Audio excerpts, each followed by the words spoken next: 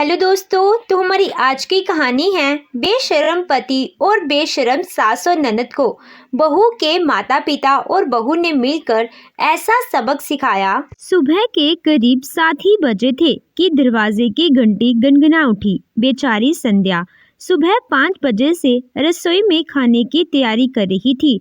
दौड़कर दरवाजा खोला तो सामने अपने मम्मी पापा को देखकर एकदम से चहक उठी और माँ के गले से लिपट गई। एकाएक ही वो दर्द से कराह उठी। क्या हुआ बेटा? संध्या झूठ बोलते हुए बोली। कुछ नहीं माँ, बस ऐसे ही कमर में थोड़ा दर्द था और कुछ नहीं। लेकिन गीता जी को यकीन नहीं हुआ। उन्होंने देखा तो संध्या के कमर पर गरम चिमटे के मार के निशान पड़े थे।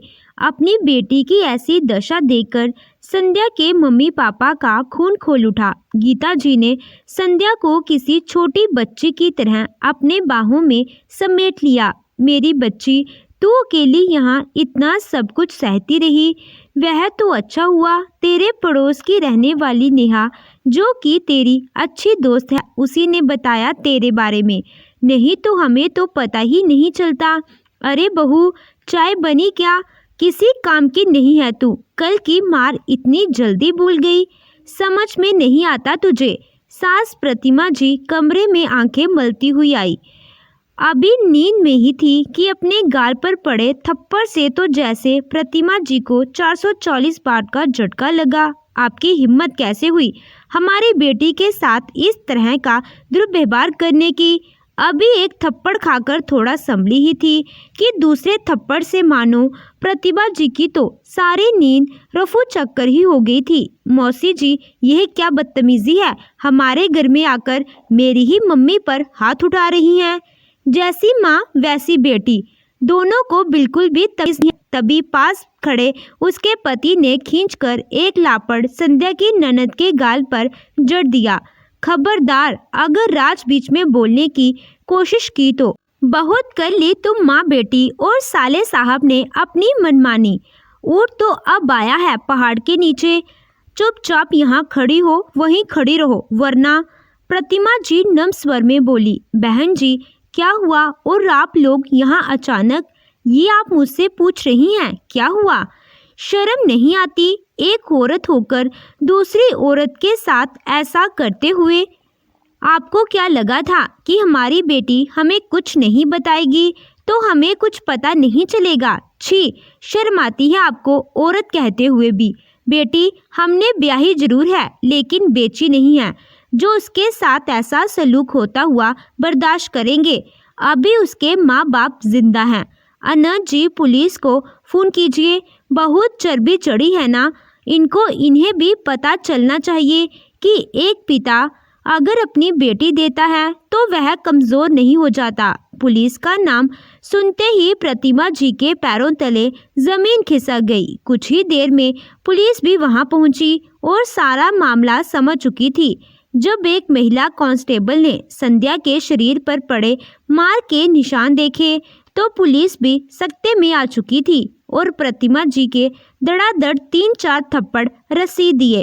क्यों री, बड़ी चर्बी चढ़ गई है ना तुझे? बहू के हाथ की रोटी खाकर चल, अब मैं तुझे अपने जेल की चक्की का आटा खिलाती हूँ। प्रतिभा जी बेटी की तरफ इशारा करते हुए बोली। लेकिन वह चुपचाप खड़ी रही। इतने में सूरज भी घर के अंदर आया था और पुलिस को सामने देखा तो उसकी आंखें ही चौंधिया गई थी। संध्या, यह सब क्या चल रहा है? तुम्हारे रोज रोज के तमाशे खत्म ही नहीं होते। तभी पुलिस वाला वहां आया और 5-6 डंडे सूरज को रसीद दिए। क्यों रे, पत्नी को गाय बैल समझ लिया है जो उसे जानवरों की तरह मारता है? संध्या, क्या बकवास कर रहे हैं ये? सूरज संध्या की तरफ लाल पीली आंखें निकालता हुआ उसकी तरफ बढ़ रहा था कि दरोगा ने उसका हाथ पकड़कर खींच लिया और 2 थप्पड़ सूरज के गाल पर रसीद दिए। चुपचाप जहां खड़े हो वहीं खड़े रहो। दरोगा ने संध्या से शुरू से सारी बात पूछी कि कैसे उनकी शादी हुई, कैसे यह लोग उस पर अत्याचार करते हैं। तो संध्या के आगे बीते हुए कल का चलचित्र घूमने लगा। संध्या की शादी सूरज से बड़ी धूमधाम से हुई थी।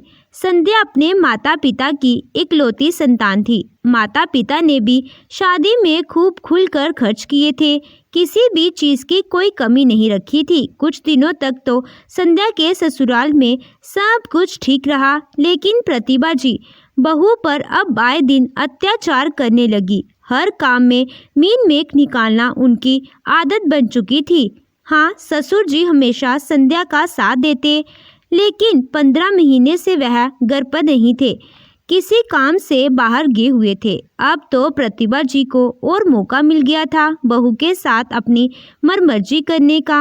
एक दिन संध्या की तबीयत बहुत ज़्यादा खराब थी और वह अपने कमरे में आराम कर रही थी। सुबह से ही उसे चक्कर और उल्टियाँ लग रही थी। ऐसा लगा जैसे शरीर में प्राण ही ना बचे हों। अभी संध्या की सास प्रतिभा जी दनदनाते हुए कमरे में आई और चिल्लाते हुए बोली, देखो तो सही कैसे महारानी की तरह आराम कर रही है, जैसे इसके माँ बाप ने इसके साथ 2-4 नौकरों की फौज भेजी हो। फिर संध्या का हाथ पकड़कर एक ही झटके में उसकी सास ने बिस्तर से खींचकर उठा दिया, जिस कारण उसके घुटनों में से टकराने कारण काफ़ी खरोच आ गई थी। खाना क्या तेरी माँ बनाएगी आकर, तू जो आराम फरमा रही है। संध्या नम आंखों से बोली, मम्मी जी आज मेरी तबीयत बहुत ज़्यादा खराब है, मुझसे एक कदम भी रखा नहीं जा रहा है। आज का खाना आप बना दीजिए। दिमाग खराब हो गया है बहू तेरा? क्या तुझे इसीलिए ब्याह कर इस घर में लाई थी कि मैं खाना बनाऊंगी और तू महारानी की तरह आराम फरमाएगी और मैं तुझे बना बना कर खिलाती रहूंगी? मेरे सामने ज़्यादा नाटक करने की ज़रूरत नहीं है, समझी तू?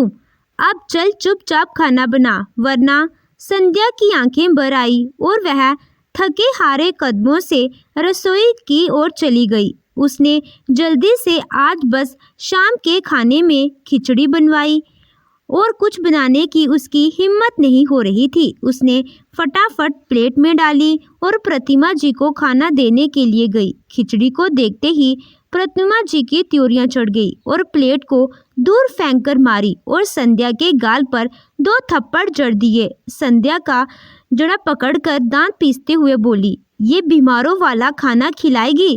तेरी हिम्मत कैसे हुई? मैंने कहा था कि आज इडली सांभर बनाना। 3 महीने हुए नहीं शादी को और तू अपनी मनमानी करने लगी। संध्या आंसू गिराते हुए बोली, मम्मी जी छोड़ दीजिए, बहुत दर्द हो रहा है, मत मारिए, मैं अभी आपके पसंद का खाना बनाकर लाती हूँ। बेचारी संध्या दोबारा रसोई में गई और इडली सांभर की तैयारी करने लगी। इसी बीच उसे 2 बार उल्टियाँ भी हो चुकी थी। सुबह से शाम हो गई, उसकी तबीयत खराब हुए पर प्रतिमा जी ने एक बार भी बहू की तरफ ध्यान नहीं दिया और जब उनसे खुद प्रतिमा जी से दवाई लाने को कहा तो वह तमक कर बोली, मेरे सामने यह नाटक करने की जरूरत नहीं है और गर्मी की वजह से यह सब तो चलता ही रहता है। नींबू पानी पी लो, ठीक हो जाओगी। संध्या इडली सांभर बना ही रही थी कि तब तक बेटा भी आ गया। सूरज के आते ही माँ का ड्रामा शुरू हो गया। आजा बेटा, तू भी बैठ जा, आज तो खाने में बहुत देर लगेगी, बहुत इंतज़ार करना पड़ेगा। क्यों माँ? अब क्या बताऊं बेटा, बहू की तो नींद ही पूरी नहीं होती। अभी उठकर आई है, ये भी नहीं सोचती कि सास को शुगर की बीमारी है तो खाने पीने का समय पर ध्यान रखे। दोपहर भी बहू ने बस 2 सूखी रोटी पकड़ा दी थी। इतना कहकर प्रतिमा जी अपने मगरमच्छ के आंसू बहाने लगी। माँ का पुजारी बेटा सूरज दनदनाते हुए रसोई में आया और 2-3 थप्पड़ संध्या के गाल पर जड़ दिए। तुझसे मेरी माँ की देखभाल भी नहीं होती, पूरे दिन करती क्या हो? बहू को पिटता देख सास मन मन मुस्कुरा रही थी। बड़ी आई मुझ पर रोष जताने वाली। संध्या चुपचाप सब कुछ सहती रही। सबको खाना खिलाकर अपने बिस्तर पर जाकर फूट फूट कर रोने लगी। दोनों माँ बेटे हाल में बैठे बतिया रहे थे। सूरज ने एक बार भी संध्या का हाल चाल नहीं पूछा। यह रोज का था। संध्या आए दिन ससुराल वालों की अत्याचार बर्दाश्त करती रही। समय बीता, करीब शादी को 3 महीने ही हुए होंगे। एक दिन हिम्मत करके संध्या ने सूरज से पूछ लिया, ये क्या बात हुई सूरज, हमारी शादी को अभी 3 महीने हुए हैं और इतनी जल्दी आपका मन मुझसे उब गया। पहले तो मेरे साथ वक्त बिताने के लिए आप बहाना ढूंढते थे, अब मैं देख रही हूँ कि ऑफिस के बाद भी आप ना जाने कहाँ वक्त बिताते हैं। काम तो मैं भी करती हूँ, परंतु मैं कभी भी आपसे नजरें नहीं चुराती हूँ। आप घर 10 बजे तक आते हैं, मन हुआ तो खाते हैं, वरना ऐसे ही सो जाते हैं। क्या कोई अपनी नई पत्नी के साथ ऐसा व्यवहार करता है? संध्या आक्रोश भरे शब्दों में अपने पति सूरज से कहती है। सूरज बोला, क्या तुम इतनी मॉडर्न होते हुए भी टिपिकल गांव की लड़कियों की तरह बात करती हो? अरे तुमसे शादी की थी तो क्या ये एग्रीमेंट भी कर लिया था कि 24 घंटे तुम्हारे साथ ही चिपका रहूँगा? नई नई शादी की बात अलग होती है। अब हमारी शादी को 3 महीने हो गए हैं, भूलो मत, मेरी खुद की भी एक अलग जिंदगी है और ये तुम्हारा मुझे बार बार टोकना और आक्रोश में बात करना बिल्कुल पसंद नहीं है। मैंने कब आपको आपके दोस्तों के साथ घूमने से मना किया है? इतना कहकर सूरज अपनी बाइक लेकर फिर से घूमने निकल गया। तभी दूसरे कमरे से संध्या की सास प्रतिमा जी उसे थप्पड़ लगाते हुए बोली, बहू, मेरे बेटे पर कभी लगाम लगाने की हिम्मत मत करना। अरे वो अपनी मर्जी का मालिक है, अगर घूमता फिरता है तो तुम्हें क्या दिक्कत होती है? तुम क्या चाहती हो कि मेरा बेटा तुम्हारे पल्लू से बंधा रहे? लड़की नहीं है कि इधर उधर भड़क जाएगा और हमारी इज्जत खराब करेगा। तुम तो बस घर गृहस्थी संभाल लो। खबरदार अगर उससे फालतू की बकवास की तो। संध्या बोली, मम्मी जी, मैं काम में व्यस्त रहती हूँ, इसका मतलब यह नहीं कि मुझे दिखता नहीं है। और कहाँ लिखा है कि हर बार बहू ही गलत होती है? क्या कभी बेटा गलत नहीं हो सकता? और क्या कहा आपने कि लड़की भड़क जाती है? अरे लड़की भड़कती नहीं, बल्कि लड़के उसे भड़काते हैं। मुझे तो ये समझ में नहीं आता कि ये कैसी मानसिकता है कि लड़की माँ बाप की इज्जत खराब करती है और बेटा नहीं। कौन जानता है, कल को अगर आपके बेटे ने कुछ उल्टा सीधा काम किया और आपका नाम खराब हुआ तो फिर ना कहना कि सचेत नहीं किया। इतना कहकर वो अपने कमरे में चली गई। संध्या की शादी के शुरू में सब कुछ ठीक था, परंतु पिछले महीने से सूरज का व्यवहार तुरंत बदल गया, जिसे एक पत्नी की नज़र देख भी रही थी और महसूस भी कर रही थी, पर बिना सबूत के संध्या कुछ भी करना नहीं चाहती थी। समय धीरे धीरे बीत रहा था। संध्या ने इस विषय में अपने माता पिता को भी बताया। उन्होंने कहा, जब तक कोई पुख्ता सबूत ना हो तुम किसी पर उंगली मत उठाना। हाँ, जब सच्चाई तुम्हें पता चल जाए तो अपने कदम पीछे भी मत खींचना, हम तुम्हारे साथ हैं। अब तो संध्या ने ठान लिया था कि वह अब और अत्याचार नहीं सहेगी।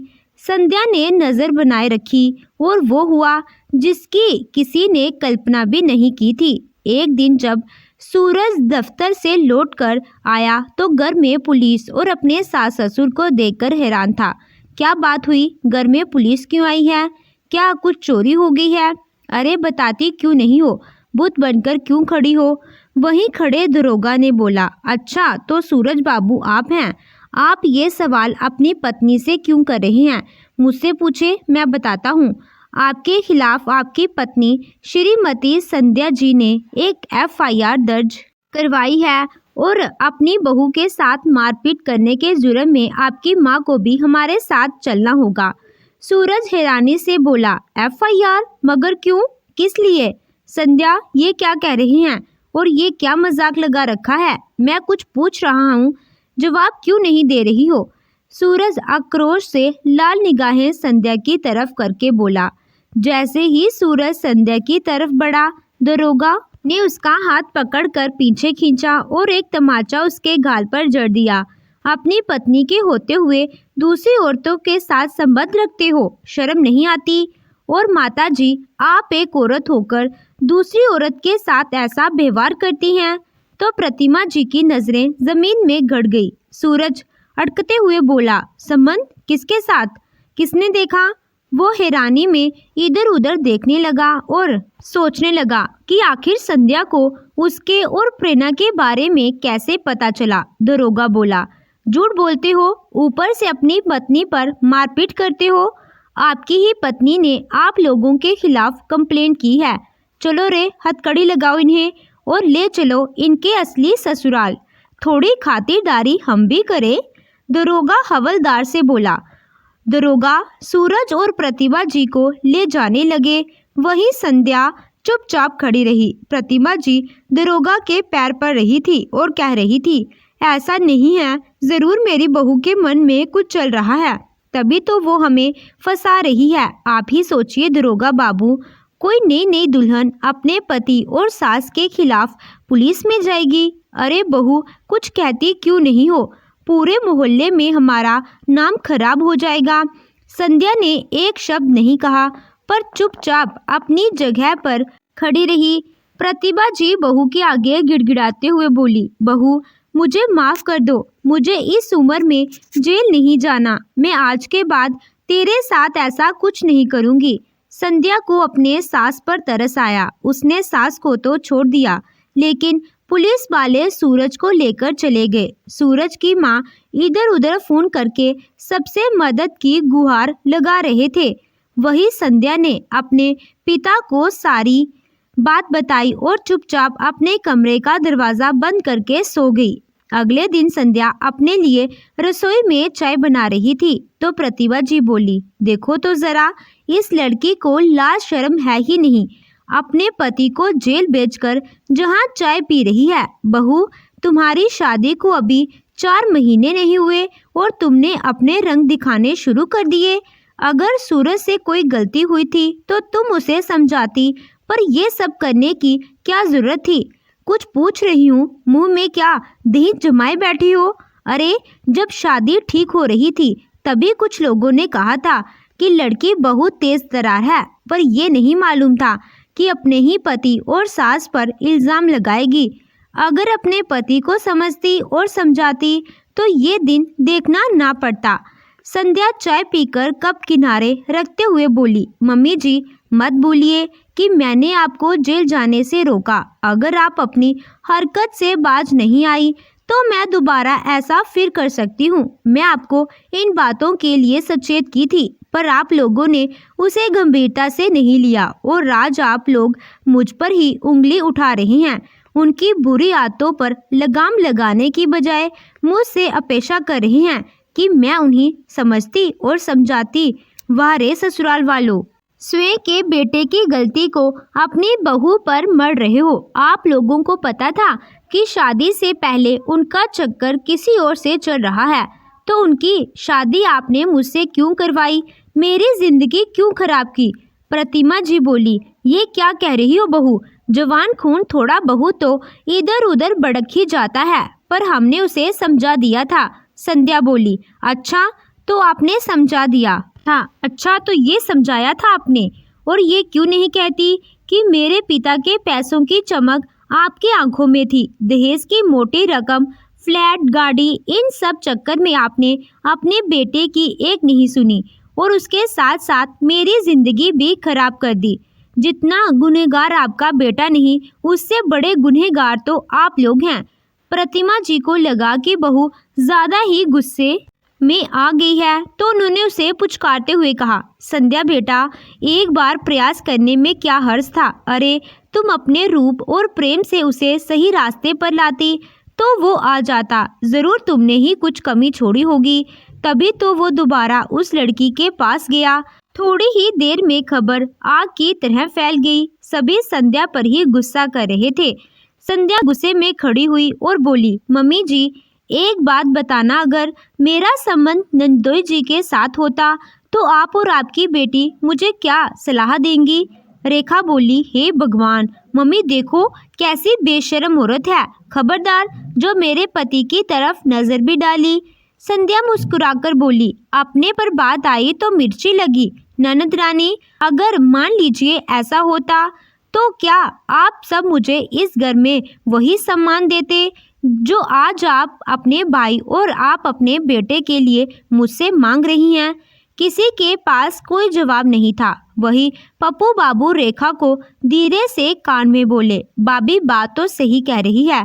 रेखा ने आंखें दिखाई तो पप्पू बाबू चुपचाप एक किनारे खड़े हो गए। प्रतिमा जी बोली, ठीक है, मेरा बेटा खराब है, हम सब खराब हैं। अगर हम सब इतने ही बुरे हैं तो चली क्यों नहीं गई इस घर को छोड़कर। संध्या मुस्कुराते हुए बोली, मम्मी जी शायद आप भूल रही हैं, यह फ्लैट मेरे पापा ने शादी में मुझे खरीद कर दी थी। घर का एक एक सामान मेरे दहेज का है। और आप क्या कह रही थी? गांव की लड़कियां भटकाती हैं। मम्मी जी अब वो भी अपने अधिकारों के लिए आवाज़ उठाती हैं। फिर मैं तो शहर की लड़की हूँ, मुझे नहीं रहना आपके धोखेबाज बेटे के साथ। मैं तलाक के लिए अर्जी डालूंगी। अब ना तो मुझे आपके विश्वासघाती बेटे के साथ और ना आप लोगों के साथ रहना है। रेखा सामने आकर बहुत बहुल बोल रही हो तुम, और हम सब सुन रहे हैं। तुम्हारे पास सबूत क्या है कि सूरज धोखेबाज है और वो दूसरी लड़की के साथ घूमता फिरता है? हर कोई उससे पूछने लगा। हाँ हाँ बताओ क्या सबूत है? वो बोली, पूछनिए मेरे ससुराल वालों, सबूत वो गाड़ी है जो मेरे पिता ने दहेज में आपके बेटे को दी थी। वो मोटरसाइकिल भी मेरे नाम पर ही रजिस्टर है। जब ये लोग न्यू टाउन मेल रोड में घूम रहे थे और हेलमेट नहीं पहन रखी थी तो सीसीटीवी कैमरे ने इनकी तस्वीर उतारी और इनके खिलाफ चालान काटा और उस चालान का नोटिफिकेशन मेरे फ़ोन पर आया। मैंने सोचा अपनी शादी को एक मौका देती हूँ, शायद ये खबर गलत हो। पर जब आरटीओ ऐप पर जब गाड़ी का नंबर डाली तो सारा चिट्ठा सबूत के साथ सामने आ गया। अरे मैंने तो आपको उनके कारनामे दिखाए ही नहीं, ये लीजिए सबूत, देखिए इसमें आपका बेटा किसके साथ चिपक कर घूम रहा है, समय तारीख सब है। इतना कहकर संध्या ने फ़ोन अपनी सास की तरफ बढ़ा दिया। फोटो देखकर सब हैरान थे क्योंकि फोटो में सूरज दूसरी लड़की के साथ बैठा था। हेलमेट ना होने के कारण उन दोनों की तस्वीर साफ साफ दिख रही थी। रेखा बोली, ये लड़की तो हमारे पुराने पड़ोसी अनिल बाबू की बेटी प्रेरणा है। प्रतिमा फोटो देखी और आक्रोश में बोली, सच्चाई पर मोहर लगाना जरूरी था क्या? ना जाने ये लड़का और क्या क्या कांड करेगा। मैं सोची थी पढ़ी लिखी नौकरी वाली लड़की से उसकी शादी कर दूंगी तो इसकी परेशानी भी खत्म हो जाएगी और ये सही रास्ते पर आ जाएगा। पर ये लड़का, अब चलो यहाँ से, मेरा मुंह क्या देख रहे हो? फिर बेटे को कोसते हुए वो दूसरे कमरे में चली गई। दूसरे कमरे में जाकर प्रतिमा जी ने अपने पुराने पड़ोसी को फ़ोन किया और खूब खरी खोटी सुनाई।